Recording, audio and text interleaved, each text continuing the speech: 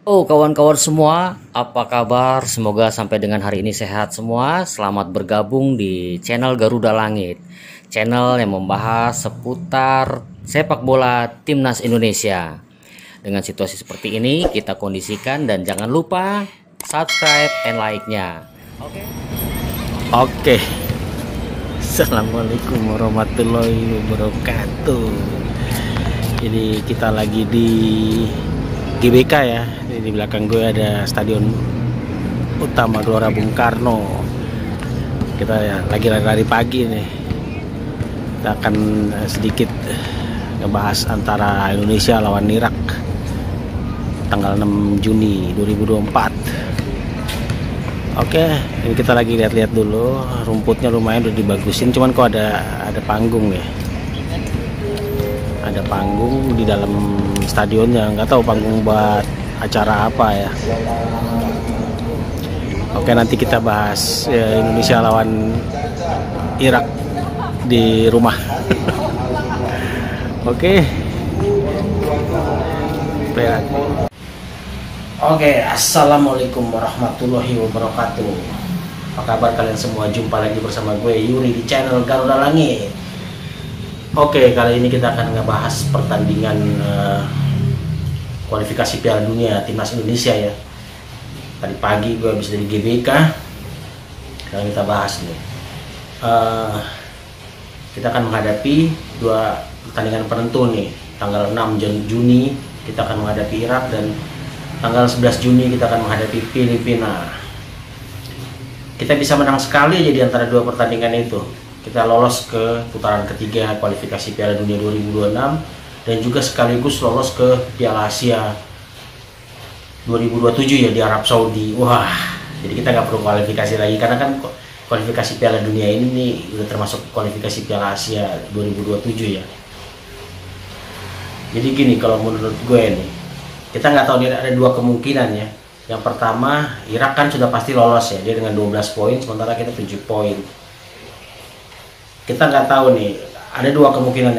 Kemungkinan pertama, Irak akan menurunkan skuad yang boleh dikata mungkin skuad pemain muda. Pemain muda mereka yang U23 mungkin yang buat persiapan Olimpiade kan, mereka masuk Olimpiade kan.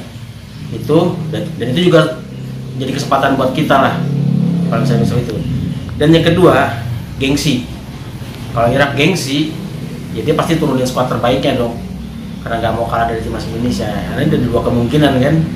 Jadi kemungkinan yang mana nih, gue juga nggak tahu ya. Tapi dengar-dengar sih katanya Irak akan coba menurunkan skuad mudanya katanya, karena dia udah lolos kan. Jadi mungkin simpan tenaga atau mungkin untuk Olimpiade kan, yang tim Olimpiadenya itu. Tapi itu kan itu cuman desas-desus atau media-media ya yang, tapi kita nggak tahu. Tapi kan secara gengsi kan, karena ini ranking FIFA loh yang pertaruhan gitu kan. Irak juga mungkin kalau dia berpikir ini saya turunkan pemain muda tapi buat Olimpiade lah, karena kita udah lolos ke putaran ketiga ini. Tapi kan ranking FIFA kalau dia kalah gimana? Itu kan taruhannya ranking FIFA, pasti kalah ya. Bisa jatuh ranking FIFA dia ya kan, dan ranking FIFA kita, nah itu keuntungan buat kita. Tapi yang kemungkinan kedua ya tetap dia gaspol gitu kan, dia tetap turunkan pemain utamanya lah, seperti itu. Oke, kita bicara misalnya mudah-mudahan juga nih, harapan gue sih Irak menurunkan pemain-pemain utamanya juga gitu, jadi biar mantap ya kan di kita juga.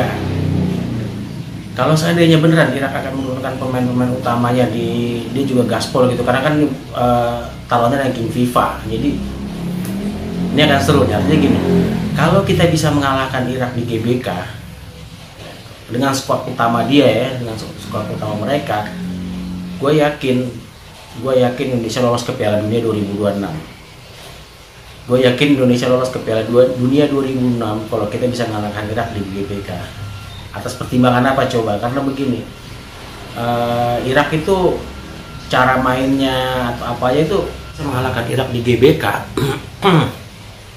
Gue yakin, gue optimis kita lolos ke Piala Dunia 2006. Karena apa? Karena gue mikirnya begini, Irak itu nggak jauh beda lah sama top big five-nya negara-negara Asia, klub apa, tim-tim besarnya Asia kayak Australia, Qatar, Arab Saudi, Jepang, Korea, ya, dengan Iran. Itu Irak nggak jauh, berbeda tipis lah, seperti itu. Buktinya di Irak juga bisa ngalahkan Jepang di Piala Asia kemarin kan, seperti itu. Artinya, dan kita punya peluang pasti kan kita bisa ngalahkan Irak gitu kan, apalagi nanti kan pada saat ronde ketiga kita akan ngadepin tim-tim 5 besar itu. Ini hitungannya di atas matematika ya, tapi secara mental, secara itu gue yakin bisa gitu. Karena itu yang kedua, ini nanti kalau misalnya Irak nurunin squad utama, mereka akan coba kan Irak sistem mainnya pressing tuh, akan ada 3 sampai 4 pemain ke depan tuh. Ketika kita mau build up pasti ada 3 atau 4 pemain tuh langsung nge-press back kita. Nah itu selalu terjadi ketika lawan Irak ya, karena Irak kan juga termasuk tim besar di Asia lah gitu kan. Yang saya bilang tadi, dia nggak beda-beda tipis dengan 5 tim terbaik di Asia ya, kayak Jepang, Korea, Australia, Arab Saudi, Qatar gitu ya. Jadi ya seperti itu, mereka pasti akan main pressing gitu. Nah, ini caranya itu gue nggak bisa, maksudnya gue nggak tahu nanti strateginya Sintayong kayak apa.